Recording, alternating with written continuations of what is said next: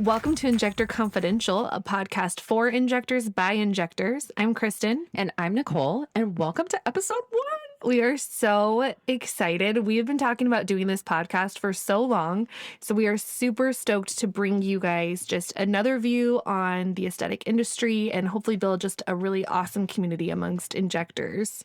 I think that we started talking about this literally the first time we hung out. It's true. We really did. And It was just a twinkle in our eye.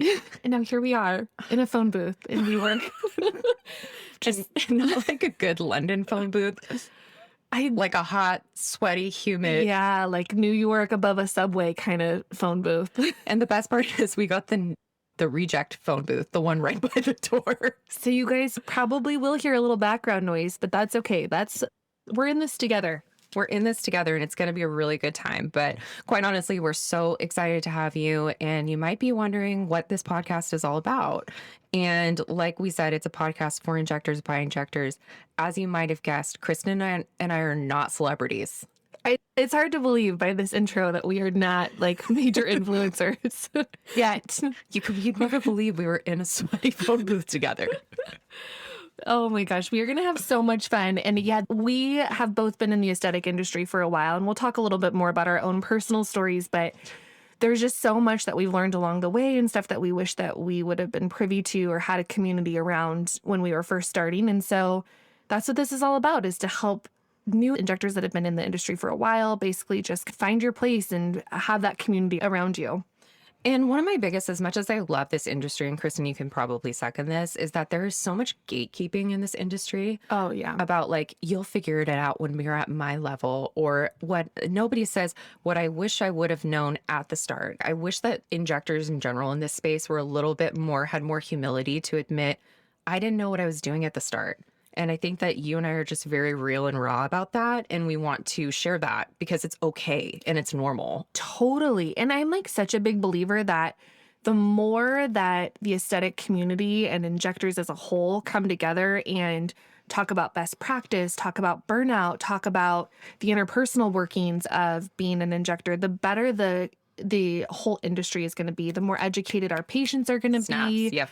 Like there's room for everybody at the table. Until every single person in the world is getting injectables, there is room for every single person. And so we are just so stoked to talk more about what that community looks like and just talk more about the inner workings of being an injector, because we know it's so complex and it's more than just the technical side. We know that aspect of injecting is pretty saturated when it comes to learning the technical side. We have reps that bring us trainers, and we've got wonderful injectors that have Patreon accounts and all of that. But what Nicole and I have always felt was missing was more the other side of that. What does it look like to not be burned out? What does it look like to have boundaries with patients? All of that. So we're really excited to talk about that with you guys. Yeah, and I truly think too, from my work experience, that there isn't enough of a community too for injectors to just be like, this is a safe place where we can talk about our mistakes, we can talk about our experiences. We just want to talk a little bit about who exactly this podcast is curated from our hearts for. And the main thing is obviously injectors, but not just experienced injectors, new ones too. We all need support. I don't care how experienced you are, how high up you are.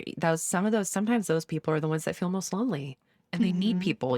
Yeah, absolutely. And I have such a passion for people in this industry who maybe are working at a place that was willing to train you. You went in with no experience, and because of that, maybe you feel like you're in this one down position where you aren't worth a higher salary, or you don't know how to negotiate that commission, or you're willing to sacrifice on a work-life balance level. And just digging into what it looks like to know your self-worth, not only as an injector, but just in general, and how that plays a part in everything from how you show up to work on a daily basis, to how you talk to your coworkers, to how you interact with your patients, and then ultimately what you get out of your career. And we have our own personal injecting stories. So I don't know, Nicole, do you want to talk about your experience and just maybe tell everybody a little bit about yourself? Yeah. So I have a doctor of nursing practice. I'm an aesthetic nurse practitioner. I'm double board certified. I'm a family nurse practitioner and a pediatric nurse practitioner.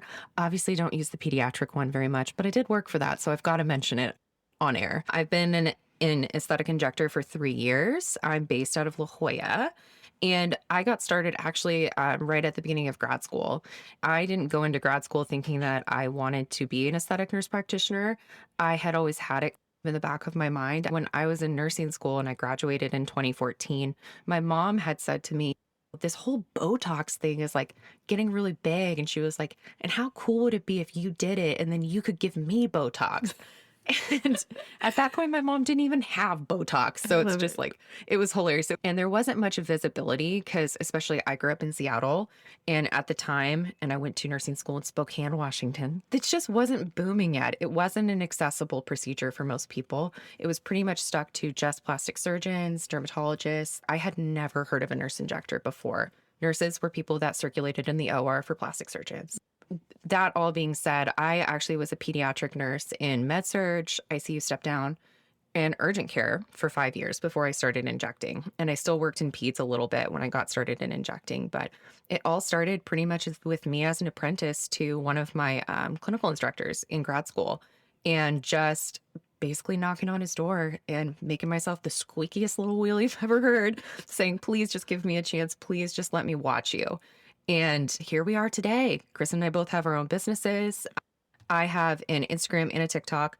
My handle is at Let's Talks About It. What I love about that, and we're going to talk more about this in future episodes, is like that tenacity. I think probably both of us would agree that one of the most asked questions we get from other nurses or even like estheticians and stuff is, how do you get into injecting? Maybe they're feeling Oh, like on absolutely. bedside. Yeah. Or I get even a lot of college students that ask me like, hey, this is what I want to do. What do I do in school to set myself up for this? And we're really excited to even talk about that because Nicole and I have very like different educational pathways, and talking about how both of those uniquely led us to be the injector that we are. So that's another topic that will be coming up. I'm Kristen. I am old AF compared to Nicole. Shut up. So I have been a nurse for 14 years, and it took me a really long time to figure out what I wanted to do with that. I did it because it was just the expected thing. My dad was in the medical field. I was either going to be a teacher or a nurse, and thought 3 days a week sounds better than 5 days a week. So let's do nursing, and struggled, honestly, for a majority of my career. I ended up going into labor and delivery, and that was somewhat of a reprieve. I felt like I was getting into my niche a little bit more, but just burned out on hospitals, working nights, weekends, all of that. Ended up getting divorced and becoming a single mom. And from there was like, okay, this isn't the career that I want for myself. So what should I do? So I went back and got my master's in nursing, thinking that administration was what I wanted to do. Funny how that works out. That was not great. But it taught me a lot. I think education is great because it's not just about the degree you get, it's about who you become in the process. And basically still had this master's degree, was still working in labor and delivery, and was feeling so burned out. So I was like, maybe nursing just isn't the career for me. And so decided to go back for a master's in health psychology with the idea that I would go into more of a therapy space. I'm a huge believer in the mind-body connection, so it felt like a natural step for me. But in the midst of that, I found my aesthetic career and jumped into it, trained with a plastic surgeon, and I just more did it for work-life balance and maybe a little bit of free Botox, but was so new to the whole industry, had no idea what Botox really even did, and very quickly realized that the aesthetic industry was the perfect balance of art and science for me, and was able to feel my most full self when I was injecting a client. But then just over a few years of injecting a plastic surgery or a med spa environment, very quickly realized, hey, I think my goals are bigger than what this environment can provide. And so Nicole and I actually both partnered with a company called Portrait, which we'll talk a little bit more about. But this last several months, Nicole and I have both become our own business owners, which is whoop, whoop, equally as exciting as it is terrifying. Overwhelming. Yes. But I think equally can agree the best decision we've both made. Absolutely. Totally. Yeah. Yeah. Oh, and my Instagram and my TikTok are beauty.nurse.kristen. And we'll link everything in the show notes for you guys as well. So, Kristen, what is your favorite injectable procedure? Okay, I have to go with full face rejuvenation. When I get someone in my hands that I can do a full cheeks, temples, piriform, chin, I am a happy little clam. And she's really good at it. Thanks, She's friend. had a full face reno on me a couple times. What about a fun fact? Oh, okay. I have 6 animals. I have 2 dogs, 2 cats, and 2 children I'm Okay, responsible for. she says 2 dogs. They're puppies. They're puppies, and you guys, they're amazing. Oh my gosh, and the cats aren't happy about it. They're bitches. And how old are your boys? I have a 13-year-old and a 9-year-old. She has a You teenager. guys, old AF. No, not old AF. Just got started a little younger. That's right. That's right. I But know. it opens me up to being auntie to Nicole's kids when she finally blesses me with a baby. When I give you a baby. Yes. So I have to say, this is like so unheard of. I think I'm the only person who loves this much. My favorite procedure is like Botox Dysport wrinkle relaxers. I think that for a lot of people, that's their entry, like their gateway drug into aesthetics. And they take a long time to think about it. And it's such a sacred thing to have them in your chair, especially if you're a first timer, and give them a great experience and help them see that they can look like an enhanced, refreshed, brighter version of themselves, but not like crazy plastic frozen. And I honestly think it's harder than filler. I love that answer. I think you're totally right. That sacred space of the first time patient. Yeah, and it warms them up. It primes them to say, okay, what about chemical peels? What about Sculptra? What about filler? And most of the time I tell people, I'm like, if you're going to invest money, put it in Botox or put it in skincare. 100%. So I love me some tox, obviously based on my name alone. Let's talk about it. A fun fact. Well, I don't have kids. You have the only kind of kid that matters. You have my a pup. beautiful baby boy. I do. I have a beautiful baby boy. He's so furry. He has the softest ears. That's my dog, Jen. My boyfriend adopted him when we were in college. He's 11 years old, frisky as ever, just the sweetest boy. Kristen injected me a couple days ago, and he came with me and hung out in the studio. It was so cute. And he was the best little boy. He's a good emotional support animal. But honestly, anybody who like knows me, really knows me, knows this. But if I weren't an aesthetic NP or an NP in general, I would 100% be a sommelier, or I would be a winemaker and live in Sonoma amongst my grapes and just be the happiest little camper. I love wine so much. And I'm thankful for that because even though I live in wine country, I know nothing about wine other than whether it's red or white. You guys, the other day, Kristen texted me a selfie from like a really unflattering angle with a glass of rosé and asked me, does this rosé pair well with my burnt pizza rolls? I mean, it slapped. That's all I can say. It was a winning combo. So what can you expect from us with Injector Confidential? We've got some really awesome things headed your way. Yeah, we have almost an entire year's worth of content. More than that. Just listed out. And we're so excited. Some of the topics we're going to be talking about are how to fire a client, how to set boundaries with patients, how to handle a low sales month. Basically, that like, Woof. how do you deal with the stress that comes with that? The imposter syndrome, how to negotiate for a higher salary, how to embrace collaboration over competition, which I think is so prevalent in this industry. How to create a cohesive brand. And then also we're going to be throwing in some listener Q&As also.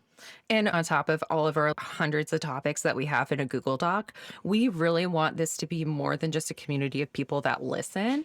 We have this like overarching idea of meetups and retreats and just basically a safe space where we can all get together and learn from each other and truly collaborate and have there be absolutely no competition and just have it be a place where we can have fun and really remember why we love this field. Oh, just thinking about it gets me so fired up. I know, so fired up and a little teary. I know, because it's like, it's just, I mean, if you're listening to this, the hardships that come with this industry, and our goal is to just make it a little bit better as we get up and going. We're going to be having a Patreon account. I know that we said that there were lots of Patreons out there. So here we are adding another one, but it's different, I promise. It is going to be different. And we're going to be using that as a great format for a lot of interviews. A lot of our just normal podcast episodes will be Nicole and I talking about specific topics. And then the Patreon account will be a lot of like industry expert interviews. You guys are going to want that. Yeah, that's going to be where it's at because Nicole and I are great, but the people that we're going to be interviewing are superb. We fully recognize it. So we're super stoked about that. We don't have a plan on the rollout of that quite yet. So just stay tuned. The best thing to do would be to follow us on Instagram to make sure that you stay up to date on everything that we've got going on. But let's talk a little bit about how we met. Oh, it's a good one. It's a really good one. If I had to say it in one sentence, we are an arranged marriage success story. Yes, so true. 100%. So we touched on this a little bit earlier, but both of us work with a startup called Portrait. And we'll talk a little bit and I'll tell you a little bit about what the Portrait concept is. If you are an existing injector, traditionally, both of us, I've worked in med spas, you've worked in med spas, you've worked for a plastic surgeon. The traditional setup is that a nurse practitioner PA works under a medical director, usually an MD or a DO, and you have either a salary or a commission rate, and you give them a cut of your paycheck, usually a very big cut, and you're not really sure about what you're getting in return. You don't really have any control over the treatments that you do. Sometimes you don't even have control over who's on your books, Mhm. which is scary. And you don't really have control over your hours. It's very similar almost to working in a hospital in its own way, Mhm. where it's built on seniority. And a lot of the times, this can breed a toxic or hostile work environment, which sucks if you're doing something that's as high risk and meticulous as what we do. And a lot of the times, you aren't allowed to have an identity outside of that med spa. And there's a lot of rules and regulations around what you can do. So, how is Portrait different? So, Portrait empowers experienced injectors to start their own practice and be able to brand yourself however you want to and practice the way that you want to, offer the procedures that you want to, and also at a really competitive pay rate so that you don't have to feel stressed out about seeing 25 patients a day if you don't want to. Mhm. And if you do see that many, you're compensated in a way that makes it worth it. And not feeling burnt out because it's all up to you. It shifts the power back into the hands of the injector and truly treats you like the experienced provider that you are and gives you that respect. I know for me, I had always, like Nicole said, worked with either a plastic surgeon or in a med spa. And those were really great for like my formative years of becoming an injector and just learning the basics and feeling like I had in-house support. And that was great. And it served its purpose. And I'm so thankful for those in my journey that gave me those opportunities. But when I hit a certain point in my career, it was like, okay, I've been doing this for years now. I don't have control. I couldn't, my schedule was so tightly wound with what I was obligated to that I couldn't even drop my kids off at school, or I'm worried about how I'm going to pay my bills. And it was like, what am I doing? I am at a point in my career and in a industry, this just doesn't have to be the case. And so when Portrait came about for me in a really vulnerable time in my career, I was dealing with some like just the messy side of the industry, which we'll talk more about at some point. And Portrait came about at just the exact right time when I was ready to take the leap. And it's truly changed my life. And I think that's what kind of inspired this podcast for us, is that we have seen now both sides of it. And we're like, oh my gosh, I didn't even know that this type of career and this like entrepreneurial journey was like even possible, We especially didn't know being it an was an RN. option. Totally. Especially being an RN. I just thought that like my fate was like destined to be locked down to a particular office. And for me, my relationship with my patients is so valuable to me. And I've worked years cultivating that. To shift to working in a place, not Portrait, but in a med spa environment that maybe wasn't quite in alignment with my target demographic or with the clients that had already established relationships with, it was difficult because I was not feeling totally true to myself.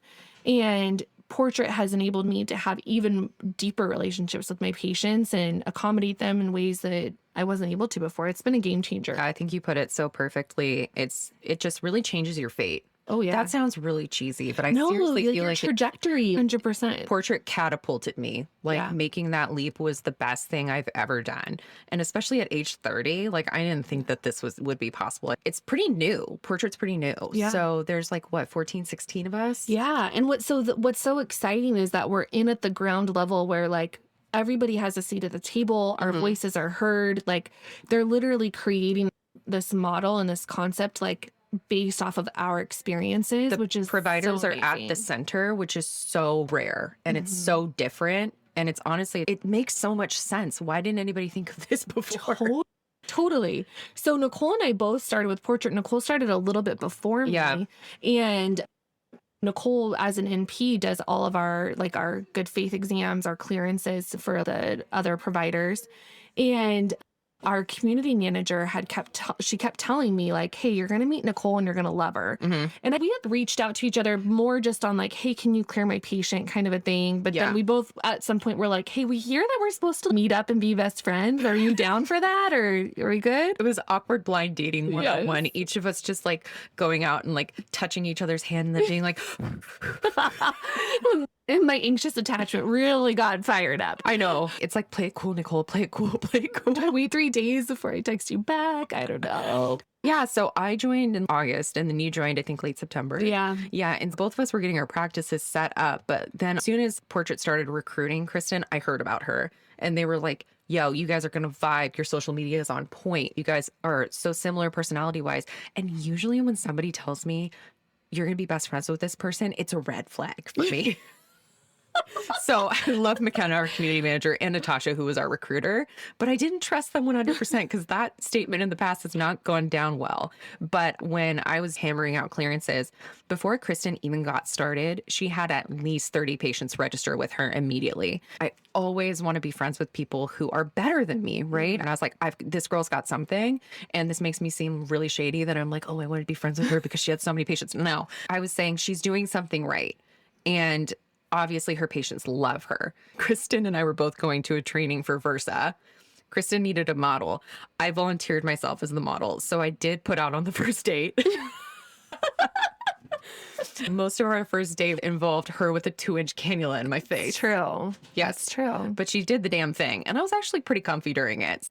We just realized that we're a little bit meant to be. Yeah. And it's like literally not stopped since then. And so it's exciting to see not only where this podcast is going to go, but we have some really big plans of just how we want to influence the industry in like positive and just collaborative ways. So it's very exciting. Yeah, we're super, super excited about it. And we feel so lucky to have you here with us, whoever's out there listening. Yeah. Thank you guys for tuning in. We've got some really exciting content coming up, and we're going to get better and better at this, which is the most exciting part. And we cannot wait to see you guys until next time.